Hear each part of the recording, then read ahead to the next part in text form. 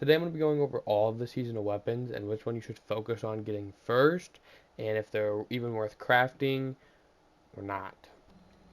So we're going to start off with the kept confidence. Now, this gun at base range has about 46, but if you put tactical mag and it full bore, you can get up to about 70 range, which is not bad for a hand cannon. Now in the first slot, the best perk you probably have here is like loose change.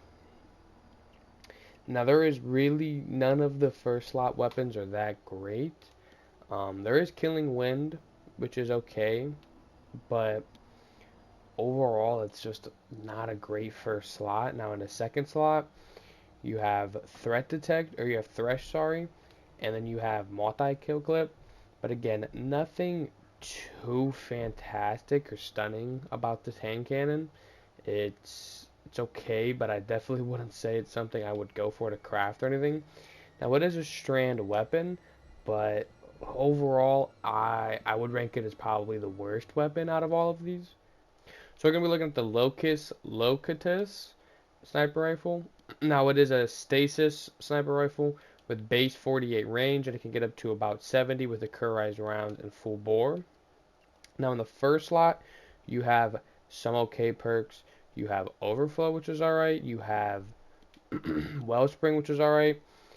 You have keep away, but honestly, there is nothing crazy about this. There's nothing that there's like catches your eye, or nothing that dominant. Now in the second slot, you do have opening shot, and you have kill clip.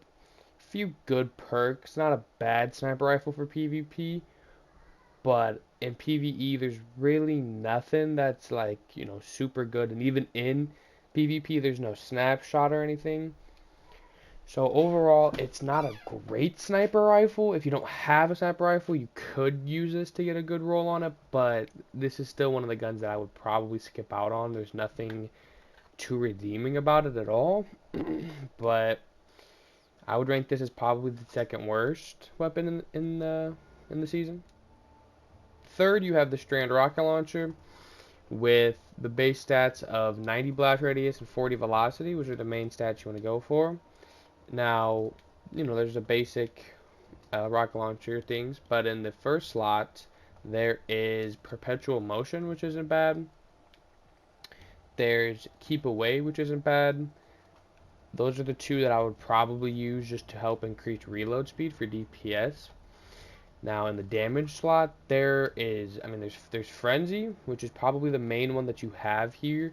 There's Hatchling, which is okay, but it's not like fantastic for a rocket launcher. But you would use Frenzy here out of everything. But Frenzy's it's okay, but it's alright for DPS, but you kind of don't want to have to be sitting there for 15 seconds to get the boost. But overall, again, it's kind of the same thing as a sniper. It's not bad. It's a nice strand rocket launcher, and if you don't have one, this definitely isn't a bad one to have.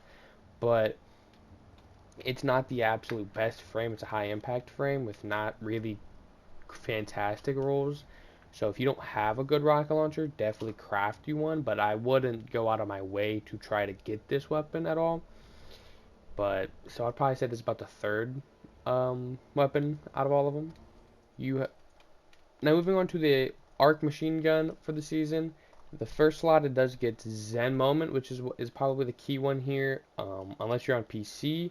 If you're on PC, heating up is not a bad one. Where it is heating up? Heating up's not bad for the first slot. And well-rounded's okay, but I would probably say for a lot of people, Zen Moment's probably the best, just so you can consistently hit headshots. Now in the damage category, you have a few. You have Rangefinder, which I wouldn't really use, but you do have Target Lock and Golden Tricorn. You do have Adrenaline Junkie as well.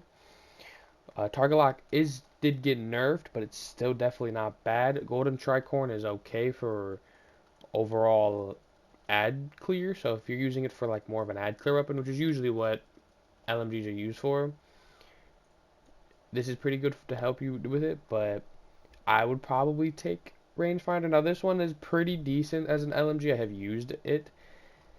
It's alright. Again, it can't compete with some of the higher end, like, the super good LMGs, but it's not going to compete with like Thunderlord or anything obviously like that for DPS. So you're really going to use this for more of an ad clear type of gun. But overall, it's you could craft it, but it's nothing great. It's not anything standing out or anything. But again, if you don't have an LMG, kind of how like a lot of these guns are, except for the last two that I want to go over, you really like don't need to be crafting them. Now moving into Byra's Love, which is one of the better scout rifles in the season. I would definitely say that this one's pretty good. It's a 180 scout rifle that can roll with perpetual motion and loose change, which are pretty okay. Their perpetual motion is probably what I would pick here, but it does get a few good DPS perks. It gets explosive payload, which is just a base DPS increase. There's frenzy and there's golden tricorn, and it's a scout. It's a void scout. So in general, this is a pretty good scout rifle. And if you don't have one, I definitely would craft this one because this one's pretty good. I have a decent roll on it that's not crafted, and if you craft it with like the enhanced payload or frenzy, this is definitely a really good scout rifle you could be crafting, and it's very easy to get the craftable of it. I forget pattern, sorry, but it's pretty easy and it's a pretty good rifle, and I would definitely recommend trying it out. But yeah, I'd probably say this one is the second best one in the entire one. Again, it's kind of the same as a lot of these. They're nothing too crazy that I'd say go for it. If you have a good rifle already, kind of just keep with the one you already have. But this one is definitely good if you don't already have one. Now moving on to the Aramite. Now the Aramite is a very good fusion rifle that I would recommend everybody crafting. Now it is a high impact rifle with a 960 charge time, so it definitely takes a long time to charge, but it gets some of the best rolls in the game for a fusion rifle. You get Envious Assassin, which will help you overflow the magazine, so you can use it for boss DPS better. You can get lead from gold, so you can keep having ammo with it. Now these are the big two I would have. You could run Heel Clip if you want, but I think there's better guns that get this, and I wouldn't really recommend it. But these two are very key traits that I would use. And moving into the DPS, you have a few options here. You have cornered, if you're in a boss if you're like in a boss stage and you know there's going to be enemies around you, cornered could be very good for DPS. Controlled burst though is what I'd say is what I would use here, because if you hit every single shot, it'll keep speeding it up, and the weapon damage will increase. Now, I personally have one that is with controlled burst, and it's been very good. I would recommend using this one, or you could use Reservoir Burst, which has been very good for every fusion rifle, and it just makes it so whenever your battery is full, your next burst will, so whenever your magazine's full, basically, the next shot will deal additional damage. The only problem with this is it's kind of a one-time thing with cornered, especially if you have a big magazine with Envious Assassin, you can just keep hitting it, and it's like really fast with really good DPS. The other ones are you have some other ones that are okay, but again, these I would really recommend running Envious Assassin with Controlled Burst. I've been able to put out pretty good boss DPS with just this alone.